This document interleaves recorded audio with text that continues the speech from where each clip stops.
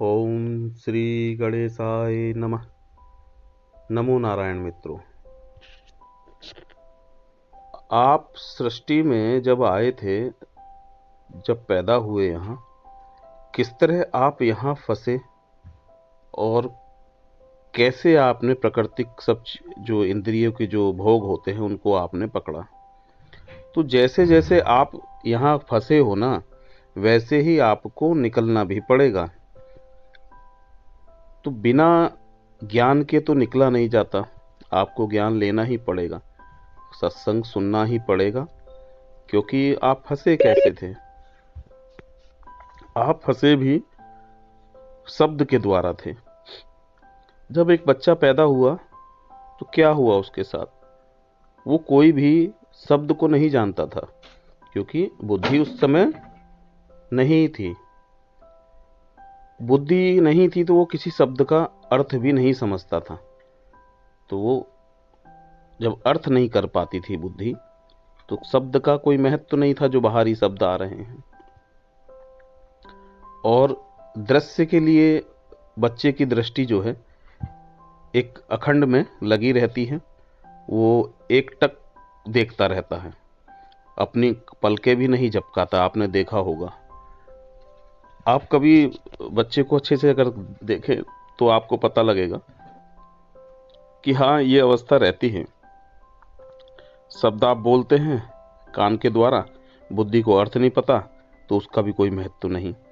दृश्य जगत में कोई उसके आगे आता रहे, शब्द उसके पास है ही नहीं, वो किसी को जानता भी नहीं बुद्धि से, तो उसका भी कोई महत्व नहीं, बोलता बेचारा वो है नहीं। तो धीरे धीरे हम लोग जो है कैसे फंसे, मैं आपको ये बता रहा हूँ, समझ लो उसको अच्छे से।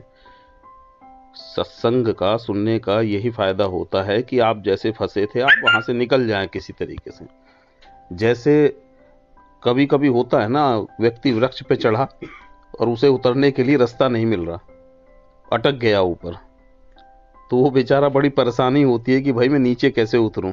बड़ा भयभीत होता है, डर लगता है कि भाई मैं यहाँ अटक गया।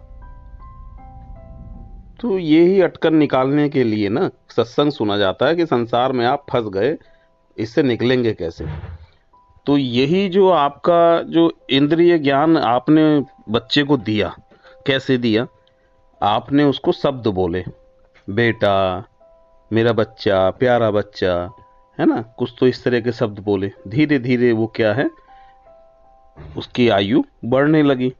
आयु बढ़ी तो वो थोड़ा थोड़ा शब्दों को आप सिखाते रहे कि बेटा पापा बोल, या बेटी है, बेटा जो भी हो, है ना, पापा बोल, मम्मी बोल, उसको ना हम शब्द सिखाते हैं।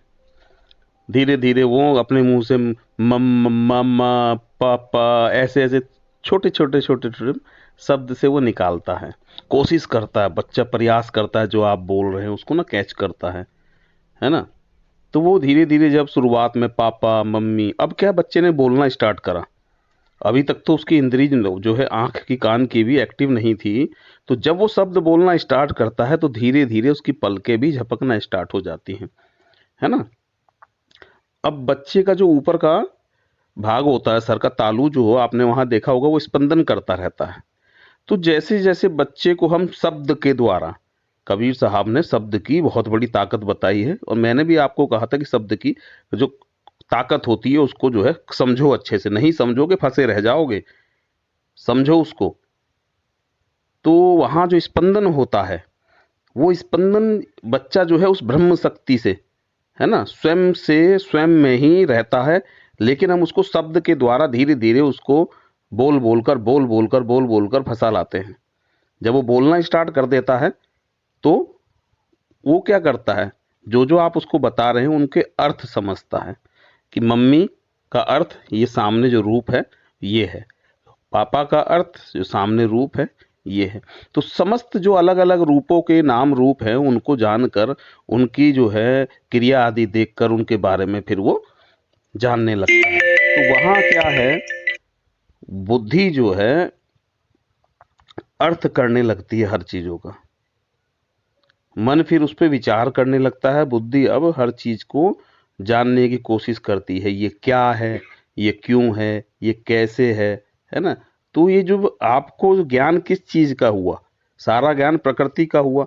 और ये ज्ञान क्या है, दूसरों ने दिया, आपने स्वयं कोई ज्ञान आज तक लिया नहीं है। जितना भी आपने ज्ञान लिया ना, वो सारा ज्ञान आपको दूसरों ही नहीं दिया है। आपने यहाँ क्या खोज करी? आपने कभी कोई खोज करी अपने द्वारा? कोई खोज, किसी एक चीज की भी खोज बता दो कि जिसका आपने नाम और रूप रख के कोई खोज करी हो। सब कुछ आपको दुनिया ने बताया है ना, और उनकी पोथी उठाकर आप अपने सर बैठ गए। वो भी ऐसा ही करते आ रहे हैं पीछे से, है ना। उनके भी माँ बाप ने सिखाया सारी चीजें, माता पिता जो सिखाते रहे, उन्होंने भी पोथी अपने ऊपर रख ली और वो पोथी उतारकर अपने बच्चे के ऊपर रख जाते हैं। लेकिन ज्ञान कहीं कहीं जब प्रकट होता है तो उसको आप समझ लें अच्छे से कि हम कैसे जो है फंसे हैं और कैसे उससे निकलना है। तो मैं आपको तब से यही बताना चाह रहा हूं, ये शब्द जो है ना, इस शब्द से ही सब कुछ चलता है। आप कुछ मत बोलो, अगर आप बोले ना तो ये बुद्धि और मन ना क्या है, बिल्कुल फिनिश हो जाते हैं। लेकिन अगर कोई बोल रहा है, किसी ने गलत शब्द बोले, है ना, शब्द ही तो बोल रहा है, तभी आपका चित्त हिल जाता है और आपको जो है क्रोध आना, उसका तो अंदर क्रोध था ही पहले अग्नि, वो अग्नि आपके अंदर भी चली जाती है। कैसे गई? शब्द के द्वारा ही ना, गलत शब्द बोले गए, है ना। प्यार वाले शब्द कुछ बोले गए, ममता आदि वाले जो भी शब्द है, सारा कुछ शब्दों से होता है। वासना आदि के लिए भी जो आप शब्द ही तो अंदर बोलते हैं, अरे भाई कितना अच्छा है, कि ये वो अच्छा है ना, बड़े सुंदर है। तो इस तरह के शब्द आदि क्या करते हैं, शब्द ही तो यूज करते हैं। अगर आप शब्द यूज मत करो तो किसी की सुंदरता का व्याख्यान भी आप नहीं कर सकते। तो ये शब्द की ही ताकत है, यही आपको जो है इसने ही फंसाया है। और मैं जो आपको शब्द बोल रहा हूँ, बता रहा हूँ, आपको निकलने का यही रास्ता बता रहा हूँ, शब्दों से ही तो है। आप शब्द से सुनेंगे, है ना, मन उसको बुद्धि पे फेंकेगा और बुद्धि उसको तोलने की चेष्टा करती है, क्या ये बात सही है कि नहीं है ना। जब बुद्धि को विश्वास हो जाता है कि ये बात सत्य है, क्योंकि सत्य कभी छिप नहीं सकता, जब ये बात सत्य है तो आप जो है उसको जान जाते हैं, मानने की जरूरत नहीं पड़ी आपको। अब आप जान गए कि हाँ जी ऐसा है। जब आप जान जाते हैं तो बुद्धि उस पर कभी भी क्या है, झंझट पैदा नहीं करती। ये ऐसा है कि नहीं है, क्या है, क्यों है, कैसे है, फिर वो ऐसा नहीं, वो जान जाती है, समझ जाती है। तो उसके बाद फिर व्यक्ति जो है, शुरुआत उसकी आध्यात्मिक क्षेत्र की होती है कि भाई मेरे को ज्ञान हुआ। तो जो शुद्ध ज्ञान है ना, जो कहते हैं कि बुद्ध कहते हैं ज्ञान, है ना, संयमक ज्ञान जो है वो यही है कि भाई आप कुछ नहीं जानते, सब आपको जाना हुआ जो है प्रकृति का दिया हुआ है। आप जो है प्रकृति के बारे में जानते हैं, तो परमात्मा के बारे में आप क्या बोल पाएंगे?